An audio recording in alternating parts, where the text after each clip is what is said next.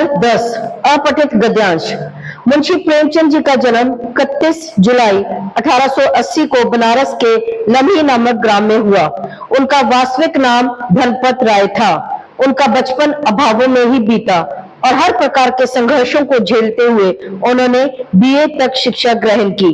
उन्होंने शिक्षा विभाग में नौकरी की, किंतु असहयोग आंदोलन से प्रभावित होकर उन्होंने सरकारी नौकरी में त्याग दे दिया और पूरी तरह लेखन कार्य में जुट गए। वे तो जन्म से ही लेखक और चिंतक थे। शुरू में वे उर्दू में नवाब राय के नाम से लिखने लगे। एक ओर समाज की कुरीतियों और दूसरी ओर तत्कालीन व्यवस्था के प्रति निराशा और आक्रोश था। उनके लेखों में कमाल का जादू था। वे अपनी बातों को बड़ी ही प्रभावशाली ढंग से लिखते थे।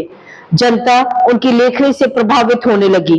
उधर अंग्रेज सरकार के कानों में भी उनकी लेखनी की खबरें पहुंच चुकी गई। अंग्रेज सरकार ने उनके लेखों पर रोक लगा दी, किंतु उनके मन में उठने वाले स्वतंत्र एवं क्रांतिकारी विचारों को भला कौन रोक सकता था। इसके बाद उन्होंने प्रेमचंद के नाम से लिखना शुरू कर दिया।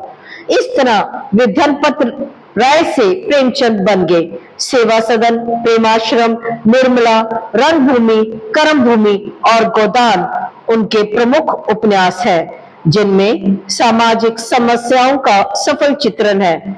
इनके अतिरिक्त उन्होंने ईदगाह, नमक का दारोगा, दो बैलों की कथा, बड़े भाई साहब और पंच परमेश्वर आदि अनेक अमर कहानियां भी लिखी। वे आजीवन शोषण, रूढ़िवादिता, अज्ञानता और अत्याचारों के विरुद्ध अबाधित गति से लिखते रहे। गरीबों, किसानों, विधवाओं और दलितों की समस्याओं का प्रेमचंद जी ने बड़ा ही मार्मिक चित्रण किया है। वे समाज में पनप चुकी कुरीतियों से बहुत ही आहत होते थे, इसलिए उन्हें जड़ से उखाड़ फेंकने का प्रयास उनकी रचनाओं में सहज ही देखा जा सकता है। निसंदेह वे महान उपन्यासकार व कहानीकारक थे।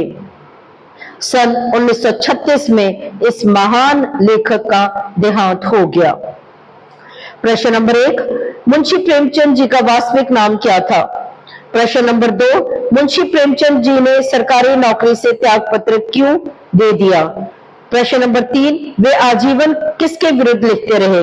प्रश्न 4, अबाधित तथा आहत शब्दों के अर्थ लिखिए। प्रश्न 5, उपयुक्त गद्यांश का उचित शीर्षक लिखिए।